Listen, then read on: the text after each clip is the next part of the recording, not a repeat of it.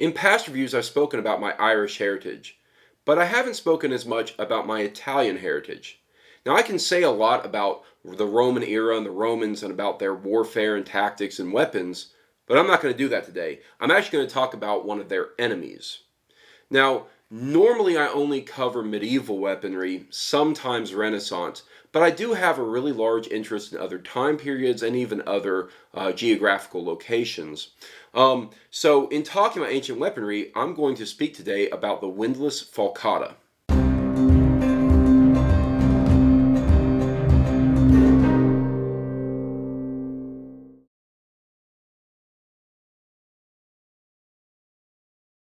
Circa 200 BC, the Celt-Iberians of Roman times were justly famed for their weapons, such as the falcata, one of the most devastating swords ever made. The inward curved blade delivered a tremendous blow and could split both shield and helmet. Considered to be of Greek or possibly Etruscan origin, this sword spread into southern Russia and also Spain. It was in Spanish hands that it was most feared by the Romans. The blade is made from high carbon steel. The handle is solid brass. Made by Windlass Steelcrafts, it comes with a scabbard. The term falcata is a more modern term. These sickle-shaped swords were called kopis by the Greeks, and while some historians think that it may have been derived from its Greek counterpart and that the design was carried over from Greece via merchants and traders, it may have also been an Etruscan invention. Or equally as likely, it may have been introduced to the Iberian Peninsula by the Celts, who introduced ironworking there. Its design is very similar to the kopis. The blade crooks forward near the point, the edge being concave at the strong and convex at the weak of the blade. This shape distributes the weight in such a way that it strikes with the momentum of an axe. There is also evidence that it has some roots outside of war, such as rituals and personal status, and so these were often richly and ornately decorated. However, as the Romans began to sweep across Europe, it quickly became a useful weapon of true war. In speaking about the falcata, I'm going to do something that I don't normally do, and that's to delve into a topic that I don't necessarily have a historical source for. Usually when I say something in the historical portion of these reviews, I try to speak to things that I can actually reference a source in. Now, I believe I saw this in a documentary many years ago, and I can't speak to the actual source. I don't know how verifiable it is or even how historically accurate it is, but it was about the purpose of using a curved blade like a falcata against a shielded opponent, such as a Roman would be. And one of the purposes is actually not just to split the defense, not just split the shield, but actually to bypass it. So to illustrate this point, I'm going to use this straight blade sword. And as you can see, it's a pretty short Roman, probably about the right height. I'm a pretty tall person, so I'm going to get down to his level a bit. And if I'm striking against a Roman and he lifts his shield up to block my attack, and let's say I can get it just parallel, as you can see, I'm not hitting his helmet. I'm not even getting close. I have a good 3 to 4 inches that there's no way I'm going to hit that. And even if I come way in, it's just a straight shot hit, and I'd have to come very high over to touch that helmet. Now, with a falcata, we have an opportunity to bypass that defense that they raise up. And here's how. Because if I make that straight strike and I hit, but I come out to a straight hit, not up, but actually just parallel like I did with the other sword, you can see I'm already hitting that helmet. And that curve actually allows me to get over and above the shield. So while this may have been used to split shields and split helmets with the force of an axe, it could also be used to just bypass it and get right around and hit that helmet even when the defense is up. And so again, don't know how historically valid that is, and I don't have a lot of factual information to go off of here. It may all just be supposition, but I wanted to highlight it because I think it's one of the neat kind of features of a crooked sword like this.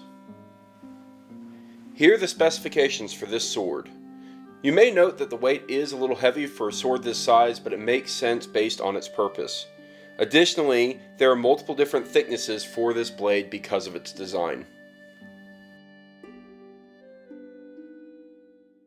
Aesthetically speaking, this sword is actually pretty plain and simple.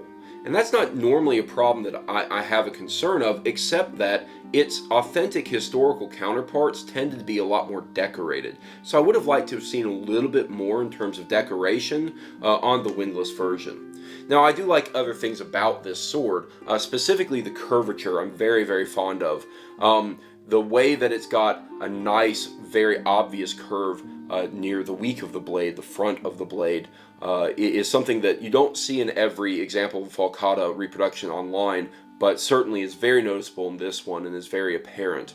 It does have decorative fullers that run most of the length of the blade. Those are decorative. They don't really serve much more purpose other than just kind of highlighting the shape of the blade. And other examples you might see in reproductions might have multiple fullers, but this only has a single. At the handle, it looks like it's made of a solid piece of cast brass. It's got a nice little kind of eagle head at the handle. Often that would be a horse head in more authentic versions. And it's got some really nice scroll work kind of at the hilt portion. The one thing I'm not real fond of aesthetically from the sword, and it's not a very apparent thing, but it is there if you look for it, is actually the peen point, because the steel sticks through the brass and it's a noticeable color change. But overall, the shape of the sword is something that I find very visually appealing. From a functionality standpoint, this is a lot harder for me to speak about because I'm not actually trained in how to use a Falcata or a Kopis, and we don't have a lot of documentation in terms of fight manuals like we do for a lot of medieval weapons on how to actually use these. So there's a lot of supposition that has to be made, and we can look at how swords were used around that time, and also similar crooken swords like this one were potentially used or used in other cultures. And that's one of the advantages we have with the Falcata and with the Kopis, is that the kind of crooked blade design is something that has been seen in many other cultures, very, very diverse cultures, and they all kind of were developed simultaneously usually. But from a functionality standpoint, it's got a lot of heft to it. It's got a lot of weight to it. It's very blade heavy. Now the balance point is actually right where you kind of expect it to be, right at the very, very convex portion of the blade here. About 4 inches out, a little bit more from the handle point, from the hilt point. It does need to have that weight because the design of a Falcata is really to put that kind of heavy momentum right here at this portion, the heavy portion of the blade. So when you're striking, it's getting a lot of momentum. Again, like I said earlier, it's like an axe, right? That momentum is meant to be more like an axe, but it's got the overall blade of a sword. I can see both how this would be tiring to use, but also it's extremely comfortable in the hand. Surprisingly, this handle fits really well. And as long as you're carrying it up, kind of vertical more, it's actually pretty comfortable. Trying to hold it out like this becomes extremely tiring because so much weight wants to drive it down. I spoke a little while ago about the actual potential use against a shielded opponent, and that's a fair use, but unarmored, again, you can find examples of how this might have been used. It's, again, hard for me to say exactly how functional this is. It is properly constructed, and the steel is good steel, so I know that it can take a beating, and I know that it can be used functionally, but again, I don't have a lot of experience outside that to speak to the kind of the finer details. In wrapping up this review, I'll just note I don't have a lot more to say about this sword. Again, I bought it mostly for the blade aesthetics. I'm a little bit disappointed that there isn't more decoration at the hilt. Overall, it's functional, it's a windlass product, it will serve its purpose, and it's well constructed. But because I'm not really well trained in the use of these kind of swords, I don't really have a lot I can speak to. I don't have a lot of experience with them. I will say that there are probably better versions out there if the blade aesthetics are not kind of the driving factor like they were for me in purchasing a Falcata. You might look at some other brands. But again, this one is not a bad sword. So here it is, the Windlass Steelcrafts Falcata. I give it a 3 out of 5.